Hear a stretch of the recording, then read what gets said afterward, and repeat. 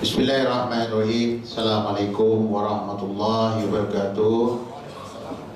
Salam sejahtera dan bahagia saudara pengacara majlis yang dihormati sahabat-sahabat saya, pengurusan Jawatankuasa Tertinggi Angkasa yang terdiri daripada Tuan Haji Kamarudin Ismail, Naib Presiden merangkap fungsi bahagian pembangunan usahawan, Datuk Ismail Nordin, Pengerusi Jawatankuasa Perhubungan Angkasa Wilayah Persekutuan, Tuan Haji Munir, Pengerusi Jawatankuasa Perhubungan Angkasa di Kedah, Tuan Haji Ismail Hashim, Pengerusi Jawatankuasa Perhubungan Angkasa di Perlis, Tuan Haji Nasihan Yahya, Ketua Pegawai Eksekutif Angkasa, Saudara Anwar Mulid, Pengurus Bahagian Keusahawanan Angkasa, Datuk-datuk, tuan-tuan, rakan-rakan yang saya kasih, terdiri daripada pengerusi Jawatankuasa Koperasi Karah Masjid seluruh negara yang menyertai seminar memperkasakan Koperasi Karya Masjid yang julung-julung kalinya diadakan oleh Angkasa pada hari ini. Saya terlebih dahulu ingin mengambil peluang ini untuk mengucapkan banyak terima kasih pada datuk tuan-tuan dan puan-puan pemimpin Koperasi Karya Masjid yang telah menerima sudi untuk bersama-sama datang hadiri program ini bagi kita membincangkan bagaimana kita nak kuatkan lagi, nak perkasakan lagi Koperasi Karya Masjid. Koperasi dah ada, ibarat rumah dah siap. Jadi sekarang macam mana kita nak isi rumah kita supaya rumah kita nampak ceria, nampak serinya, dan ramai orang akan datang nak duduk di rumah kita. Jadi inilah tugas kita yang saya kira dalam masa 3 hari 2 malam ini saya ingin mengucapkan tahniah kepada Jawatankuasa Pembangunan Usahawan dipimpin oleh Tuan Haji Kamarudin kerana mengambil daya usaha ini untuk mengadakan seminar bagi manfaat tuan-tuan. Jadi saya tadi dah masuk awal sikit, saya dengarlah kawan yang ada ni berceramah. Saya fikir untuk program yang akan datang tak payah kita panggil motivator dah. Kita cukup dengan fungsi-fungsi Jawatankuasa Perhubungan Angkasa Negeri ni boleh jadi motivator. Tapi masalah orang kita ni biasanya kalau di kampung tu ada bomo handai pun kita tak nak pakai. Selalunya kita nak juga orang luar. Biasa di kampung kita tengok pasal apa rumah Pak Agung ni ramai orang datang. Kita tahu memang dia tak bomo. Rupanya orang luar lebih pakai, lebih menggunakan bomo itu daripada kita yang duduk kampung. Itu masalah dia. Jadi mau tak mau kita ada kombinasi lah. Kena panggil juga motivator daripada luar untuk kita sama-sama menyerikan majlis kita. Jadi tuan-tuan dan puan-puan yang dihormati sekalian, di mana yang disebutkan tadi memang Koperasi Karya Masjid ini adalah merupakan satu segmen baru dalam gerakan koperasi kita. Walaupun dulu ada, saya tahu dulu dah ada koperasi, tetapi koperasi masjid, bukan karya masjid.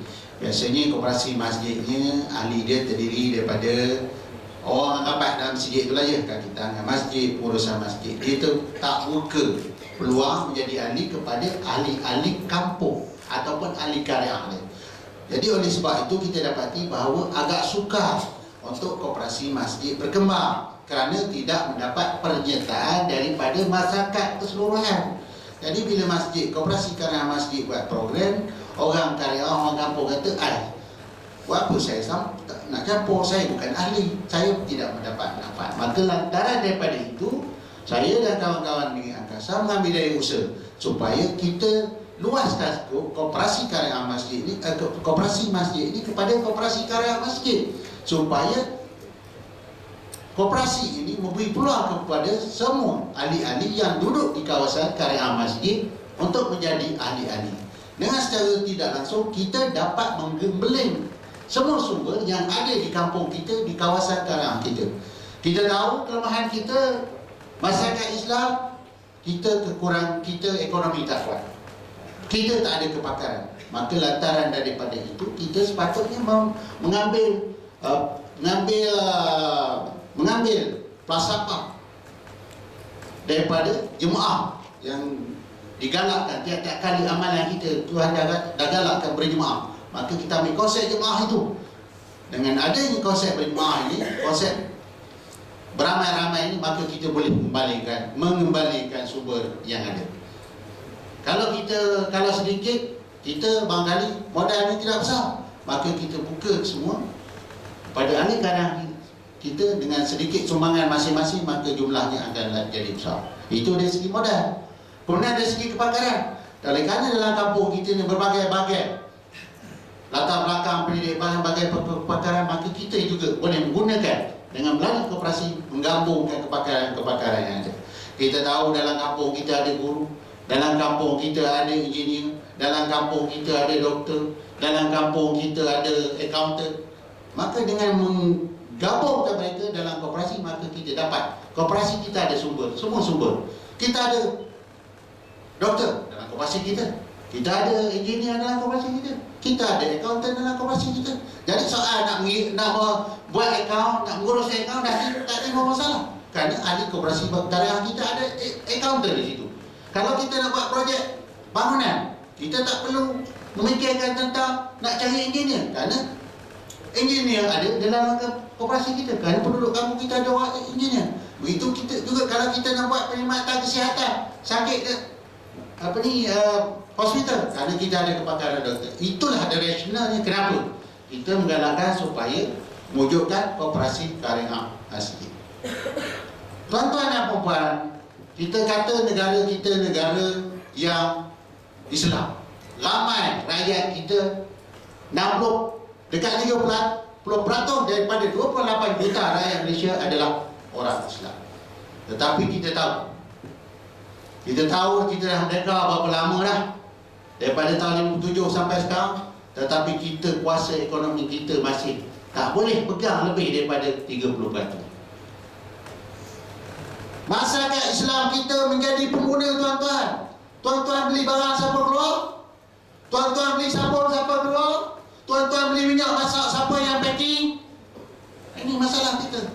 Sedangkan kita ramai yang menguruskan pengeluaran produk tak ramai.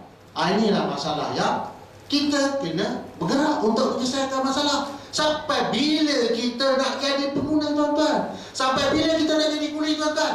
Sedangkan kita berhak menjadi peluang. Getah siapa punya? Kelapa sawit siapa punya? Padi siapa punya? Kerbau siapa punya? Lembu siapa punya? Ini yang kita harus fikir. Maka lantaran itu, tuan-tuan, maka kita di Angkasa, saya dengan kawan memikirkan, apabila kalian berkenalkan penubuhan koperasi komuniti, maka kita berpendapat bahawa sudah sampai masanya kita menggerakkan koperasi sebagai instrumen dalam konteks ini. Oleh kerana kita berdapat bahawa kita kena kembalikan kegemilangan masjid sebagaimana zaman Rasulullah dulu, maka kita menggerakkan perubahan koperasi Karya Masjid supaya kita dapat gabungkan sumber-sumber yang ada di kampung kita, di kawasan kita. Kita tahu mungkin dalam platform lain kita tak boleh bersatu oleh kerana pahaman-pahaman yang kita pun semua faham. Maka tetapi di dalam masjid kita masih lagi boleh bersatu, bercakap benda yang sama. Maka dengan itu sebab kita nak gerakkan supaya kita gerakkan koperasi Karya Masjid dalam kita kena gerakkan ekonomi orang Islam. Jadi saya berpendapat, saya harap supaya kita kena jadikan jihad ekonomi melalui gerakan koperasi. Kita tak ada pilihan, tuan-tuan, sebab kita tidak kaya. Saya orang miskin, tuan-tuan. Saya tak mungkin boleh berniaga, mendapatkan modal 2-3 ribu saya seorang. Melainkan saya kena pakat dengan saudara mara saya di kampung, kumpul sikit orang, maka saya boleh berniaga dengan modal 300 ribu dengan koperasi peningkatan masjid.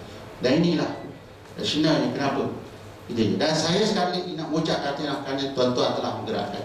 Kita ada 6,000, lebih kurang 6,000 lebih koperasi karya masjid yang ada di seluruh negara. Dan ada kira-kira 3,000 surau yang diberikan kebenaran oleh Majlis Agama untuk mengadakan bayan umat. Maka ada lebih kurang 10,000 surau dan masjid yang ada potensi untuk diwujudkan koperasi. Kenapa? Kerana untuk mewujudkan koperasi mengikut undang-undang yang ada sekarang, kita kena ada 50 orang. Jadi surau yang boleh buat sembahyang Jumaat itu maknanya dia 40 kan. Jadi takkanlah semuanya bujang belaka. Mestilah ada isteri. Sebab nak jadi ahli koperasi mestilah 18 tahun ke atas. Jadi itu sebab kita percaya bahawa 10,000 surau dan masjid ada potensi untuk menjadi instrumen medium untuk menggerakkan ekonomi orang Islam. Jadi tuan-tuan cuba bayangkan, kalau 10,000 kali dengan 50 orang, maknanya kita ada 500,000. Kalau 500,000 kalilah RM100 seorang, kita ada berapa? Datuk main. Engkau apa nama ni accountant 50 engineer kan, 500,000 kali dengan RM100 apa? Kita ada 50,000 kan? Lebih kurang lah. 50 juta. Tuan-tuan, 50 juta ni banyak kita boleh buat tuan-tuan. Kita boleh buat satu supermarket di Kuala Lumpur ni. Di Bukit Bintang tu kita boleh banner satu supermarket yang kita tulis tu. Supermarket kepunyaan Koperasi Karya Masjid Malaysia. Tak bangga dengan kita. Dan orang tak, ini simbol yang kita kena tunjukkan bahawa kekuatan kita. Itu kalau 50 orang, 50 orang satu masjid dengan modal RM1 seorang. Takkan bansak sangatlah kita orang Islam nak bagi RM51. Kerajaan bagi beri RM500 seorang. Tak apa pun kita. Yang ini kita kena fikirkan. Jadi gerakan inilah yang sedang kita laksanakan. Dan saya berterima kasih kepada tuan-tuan kerana tuan-tuan telah menyahut ini, gerakan ini. Dan saya harap kawan-kawan kita yang lain yang belum. Untuk makluman tuan-tuan, sekarang ini dah ada 600 lebih dalam proses menubuh koperasi karya masjid. Lepas tu tuan-tuan kata, Gasar ni dia cakap je lah. Memang kerja saya ni cakap lah, bagi motivasi kepada tuan-tuan. Bukan, mana kita sama-sama nak fikir. Jadi macam saya sebutkan tadi, Haji Kamarul dia dah sebut macam mana pengisian dia. Macam mana pengisian yang kita nak isi. Bila kita buat koperasi, apa benda nak berniaga? Macam saya sebutkan tadi lah, apa benda kita nak berniaga. Yang ini yang Gasar akan aturkan. Jadi perniagaan sebenarnya, bisnesnya kita kreatif. Jadi bukanlah kita buat koperasi karya masjid ni nak bagi dividen macam bayar raya. Sebab kita kena faham, koperasi ini adalah gabungan mereka yang ada kepentingan untuk menyelesaikan masalah kita. Apa masalah kita di kampung? Antaranya tadilah barang bukan kita punya. Kalau yang jual mungkin lawan kita, tetapi sumber dia daripada mana? Itu satu masalah. Kita ada juga masalah sosial di kampung. Ada anak-anak buah kita yang bila nak masuk, sampai waktu masuk universiti, duit tak ada. Koperasi boleh wujudkan tabung, boleh bagi pinjaman. Ini semua boleh kita buat dan kita atur. Yang ini tugas yang sepatutnya, yang boleh kita laksanakan. Kadang-kadang ada masa-masa universiti nak jual tanah, koperasi boleh. Dan kita tahu di masjid banyak sumber yang boleh mendatangkan faedah ekonomi yang belum digunakan. Ada masjid yang ada tanah kosong. Yang ini masjid boleh nanti, bukan maknanya kena serah ke koperasi, bukan. Masjid boleh nanti koperasi sebagai ejen membangunkan sumber-sumber yang ada. Kalau nak buat gerai pameran, nak buat gerai jualan, takkan Tok Imam nak pergi tu. Tok Imam dia ada tugas kita tu. Tuhan Nabi dah kata bagi orang yang pakar buat kerja masing-masing. Kita tahu Tok Imam kerja je apa ni. Orang yang ada kepakaran peniaga itu buat tugas dan tanggungjawab. Jadi koperasi diberi mandat oleh masjid untuk menguruskan sumber-sumber yang ada.